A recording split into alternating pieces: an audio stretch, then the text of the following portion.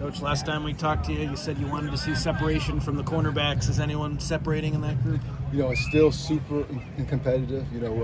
Starting off, I think everyone's going to play, and we're going to give everyone the opportunity in the game. But it is starting to shape itself out more. How nice is this year where you're not playing in LSU, no shade against the first opponent, but it's almost like an extension of training camp a little bit. It allows you to do more things. You still got to take the opponent serious, and you have to keep these guys locked in. But, hopefully we get a chance to play some of these young guys. Hopefully we get them in games early so we can see what they can do when we get into Big Ten games. Speaking of young guys, at this point, I know you talked about Alex Graham kind of standing out. Would you be confident? I know he's played at nickel. Would you be confident in him stepping into the starting lineup right now, given that he is so young? Yeah, so he's been in there with the one some. We've put him in the slot. He's played some safety. He's a guy we're moving around, but we feel confident enough in him as far as trusting that he knows what to do, but also his ability that he can go out there with the ones. How does Kamari show his intelligence? He shows it just really by how he's taking it another step each year.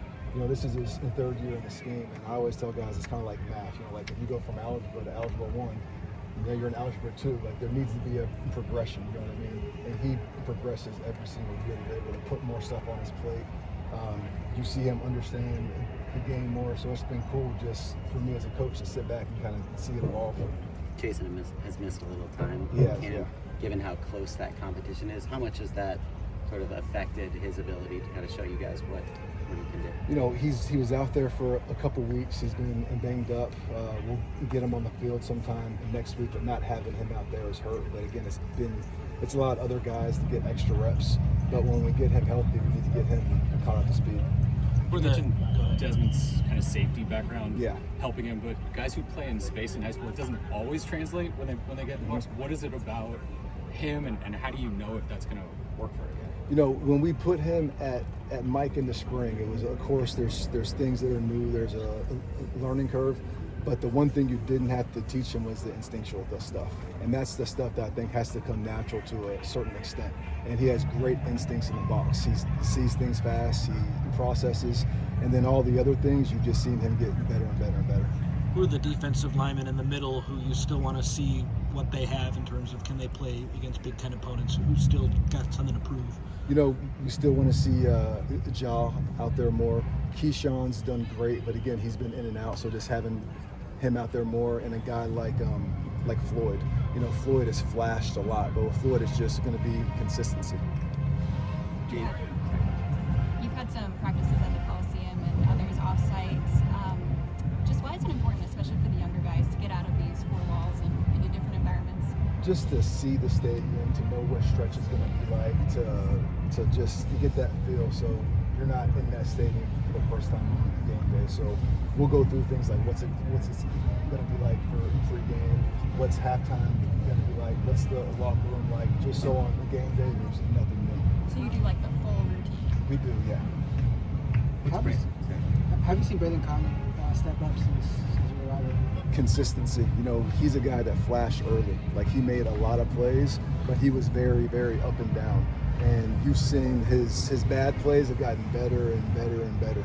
And he's been super, super consistent. And then he's actually just flashed physicality as far as just getting off blocks, trusting him more as a tackler in open space. Given how many guys you have in that room, do you anticipate rotating quite a bit, or especially early? We do, especially early on. We want to get guys reps. We want to keep guys fresh. And we really want to find out what type of depth do we have by the time we get into the Big Ten. What have you seen from Carlin Jones this camp? It's been good to actually get him on the field consistently. He's been a guy, again, that's been in and out. And when he's been in for short bursts, he's shown things that excite you, but then he's right back out. So this has been the longest he's been on the field. And, there was a little rust at first, but right now he's playing awesome. What have you seen from Jadyn Ramos? He kind of stood out during the scrimmage. What have you seen from him so far? He has a natural ability to get after the quarterback. There's some things from a physicality standpoint that we need to improve on, and he is. But as far as just his natural ability to rush the passer, he's very good at. Today obviously has a lot of athleticism. Yeah. Where have you seen him maybe separate coming into this second season compared to his first? less mental errors. You know, he has a way better understanding of the defense. You actually see him making checks now. You see him helping out other guys, whereas before with him it was just trusting that he knows what he's going to do. Who's a player that's impressed you with their leap from this time last year to now? Cam Fountain. You know, just looking back at this time with him, you know, not knowing how much he was going to play in the fall, how he was struggling picking up the scheme, and just how he really just had a positive attitude every single day. He improved every single day, learned from his mistakes. And when you look at him right now compared to this past year, on and off the field, he's like a completely different person. Where was the turning point for him, just in terms of the defense clicking?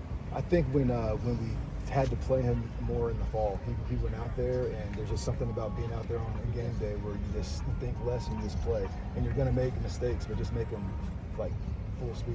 When he goes out there for the first time and he's kind of swimming like that, are you expecting mistakes at that point, or are you thinking like? Yeah, you expect it as a coach. You know there's going to be mistakes, but again, it's about like how bad are those mistakes? Like, are those mistakes resulting in explosive plays? Like, how bad do they hurt the defense? Coach, it's your third year as a college defensive coordinator, third fall camp. How do you feel like you've improved as a coach in the 3 years? I feel like I've gotten a better understanding of the kids and how to teach the kids. You know, in the NFL, you're dealing with pros and you're trying to maximize each individual. When you get down here, you're really the foundation for everyone, and you have to assume that everyone in the room knows nothing. So I feel like each year I just get better and better as a teacher. Let's do one more. What have been your biggest takeaways from the offsite practices, especially the more recent ones? As far as just like preparedness, especially for like different environments, road environments. Yeah, I think just the more we can expose our guys to different environments outside of this, just the more comfortable they'll be. Thank you, Coach.